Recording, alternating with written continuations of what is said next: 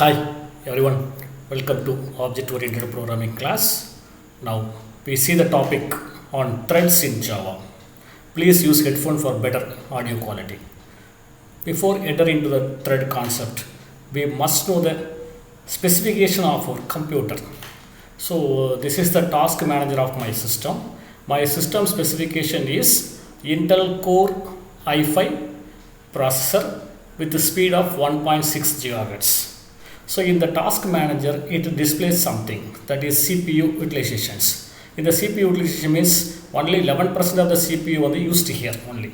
Here the system contains total number of processes is 160 and the number of threads is 2184.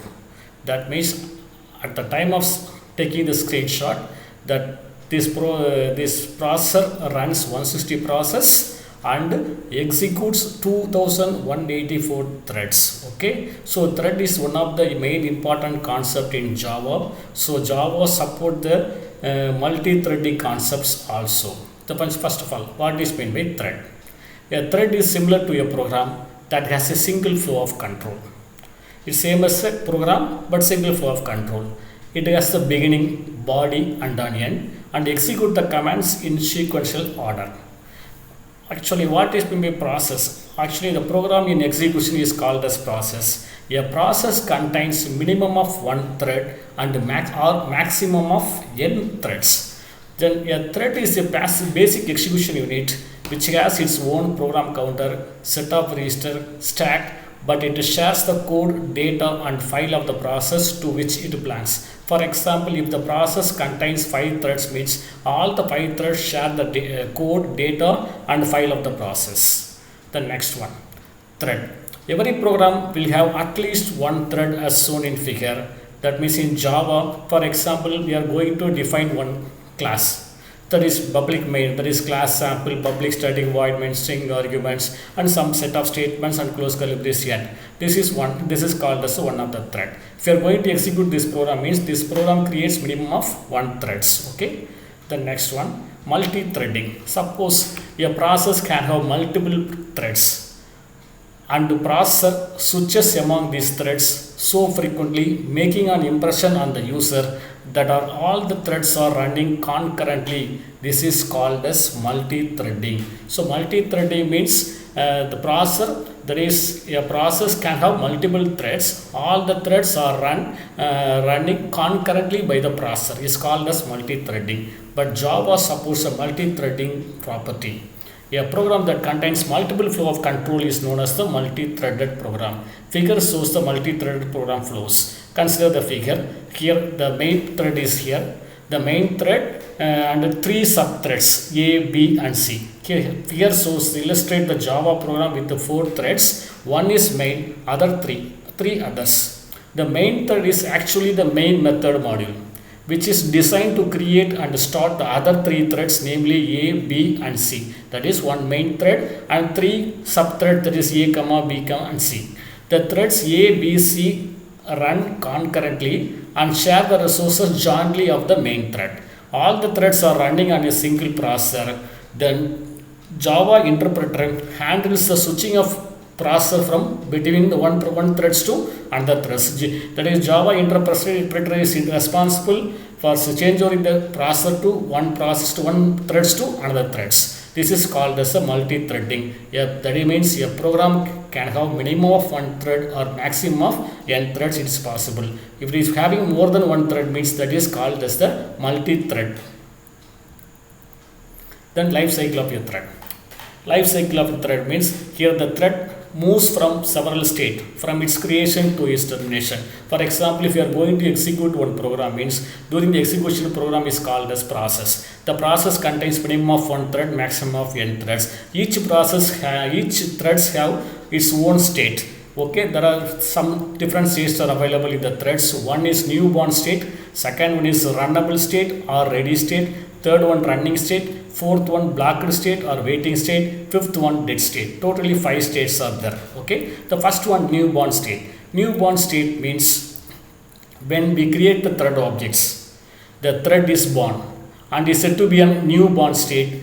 Okay, at this state we can do only the two things. One is schedule it for running using start method. By using the start method, we can execute the thread first one. Otherwise, kill it using stop method. By calling the stop method, we can kill the corresponding thread. That means from newborn state, it is newborn state converted to two possible. One is start method for execution, start method for stopping the thread. Then second one is runnable state. The runnable state means that the thread is ready for execution and is waiting for the processor.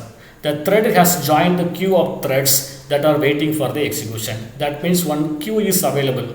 That queue is called as a ready queue. That means if the thread is ready for the execution means it is automatically enter into the ready queue. Then if all the threads have equal priority, then they are given the time slots for execution in round robin fashion, that is first come first serve means. Suppose if the queue contains more than one thread means all the more than one thread and all the threads are equal priority means time slot will be given to each and every threads. The threads releases the processor and joins the queue at the end and again waits for its turn. This process of assigning the time to the thread is known as a time slicing. Consider an example. Suppose we are having three threads. Thread A needs 10 seconds for processor to complete the task. Thread B requires 8 seconds to complete the task. Thread C requires 15 seconds to complete a task. So assume here the time slice equal to 5 seconds. That means processor execution is as follows. The given diagram. The first of all, three threads are waiting. That is A, B and C. All the three processes waiting in the ready queue. All the three processes ready for the execution and waiting for the processor. That means the the threads enter into the queue in the order A, B, C. Here the time slice equal to 5 seconds means first 5 seconds processor execute the A process. So A threads. After completion, process processor switch over from A thread to B thread. That means next 5 seconds processor execute the B thread. Then in A thread balance is 5 seconds, in B thread balance is 3 seconds. So at the time of 10 seconds, that is processor execute the C thread for 5 seconds. So 10 to 15. So automatically balance equal to 10 seconds. Now the A balance equal to 5, B balance equal to 3, C balance equal to 10. Then after the time of 15 seconds, processor again take the A process and execute for 5 seconds. That is 15 to 20, A completed. Now the A has no timing for execution. Now the A is completed. Then next at the time of 20, now the B requires balance 3 seconds. To 20 to 23, it execute the B and complete the P threads also.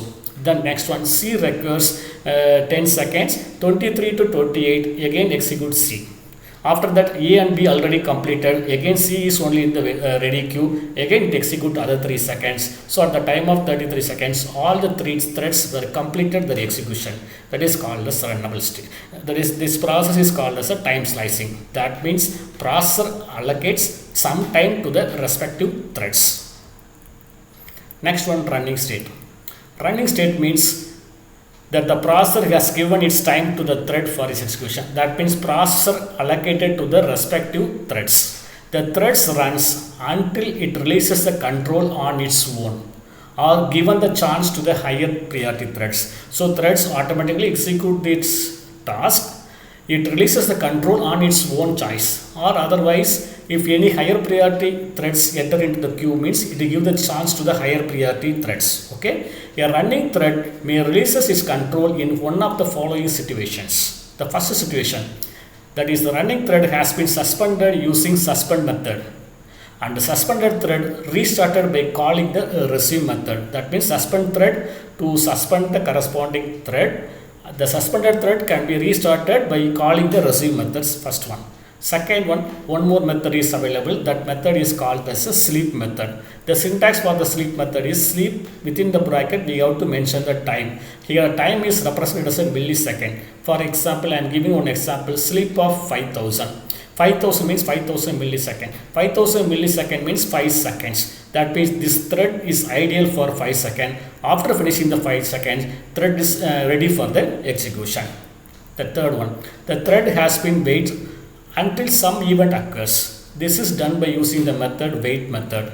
The wait method can be restarted by calling the notify method. That means total now we discussed the three method. One is suspend method. The suspend method can be restarted by using the resume method. Second one is sleep method. Based on the time the thread may be in ideal state. Third one is wait method. The wait method thread can be restarted by calling the notify method. Okay. Then life cycle. Next one, blocked state. This state happens when the thread is suspended, sleeping or waiting in order to satisfy certain requirements. A blocked state is considered as a not runnable state but not dead and therefore fully qualified to run again. That is, blocked state means it's a temporary stopping. So blocked state is entered into runnable state and subsequently to the running state. Then last one, dead state. When the thread completes its execution, it will move to the dead state. It is natural death. For example, the thread start the execution and complete the task. After finishing the task, it goes to the dead state. It's a natural death. Or otherwise, the user can kill the thread by calling the stop method. Any one of the stop method at any state, it is called as a premature death. Premature death means by calling the stop method, we can stop the corresponding running thread or at any state. Okay, it is called as the premature death. The next one, the figure shows the life cycle of the thread. Here there is newborn state is there. From the newborn state that is from newborn, we can call the two method. One is start method to execute the thread. Another is stop method to go for the premature death. The next one is the start method contains two state. One is runnable state. Second one is running state. That is runnable state means thread is waiting for the processor for execution. Running state means thread is executed by the processor.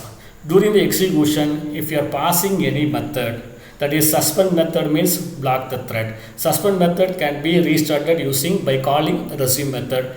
By next one, wait method to stop the corresponding thread. The wait method can be restarted by using the notify by calling the notify method. Sleep method means sleep method. It contains one integer variable that is based on the time that is the thread may be in ideal state. That state is called as the blocked state. Then blocked state after completion of blocked state 2, again the thread goes to the runnable state, then running state. After completion of the task, the thread goes to the dead state.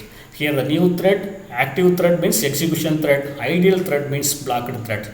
Now we conclude the session. We discussed about what is meant by thread, what is the various life cycle of the thread, that is newborn state, runnable state, running state, blocked state and dead state. Thanks for watching. Thank you.